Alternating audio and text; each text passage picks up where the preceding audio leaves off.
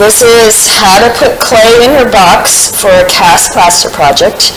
Now if you're doing a round cast plaster project, you don't need to build a box, you don't need to put clay in it. You can just use the bowl as is. I will mix it and pour it for you, and then you go to how you add details to your design, how you carve your design into it, which I will make in a video a little bit later on.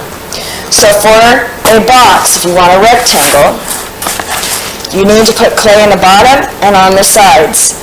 This is going to keep the plaster, when I first make it, it's going to be a liquid and you don't want it to escape past the box. So you're going to take a piece of clay and put it in there on the bottom. Make sure it fills those corners.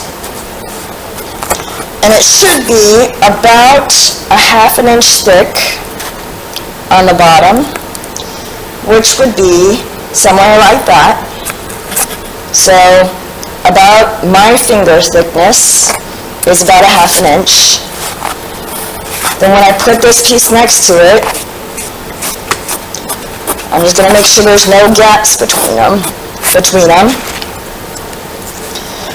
I'm just going to keep adding clay in there.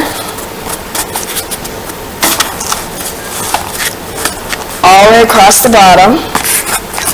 I can take and put a big chunk in there and then just kind of pushing the clay around.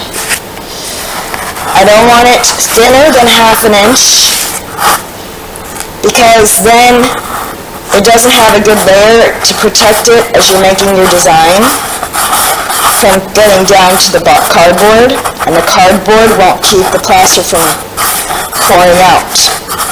It's the clay that does more of that.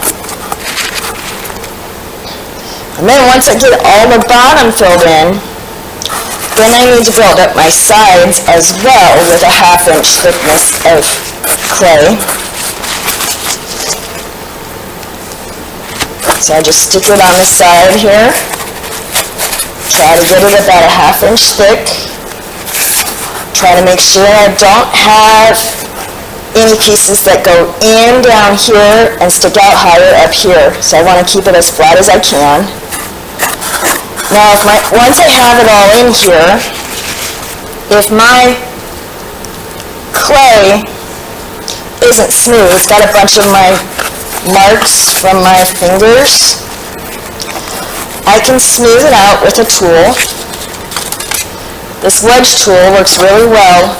You can kind of lightly go over it. You don't want to remove too much clay, but just kind of lightly go over it and smooth out the clay. Now if it's a low spot, you can go back in and add some clay back in there. And you're not building this to go in the kiln, so you don't have to worry about air pockets for this, because you're making a plaster project, not a clay sculpture. So I'm just going to finish building my clay in my box, and then I'll show you the next step.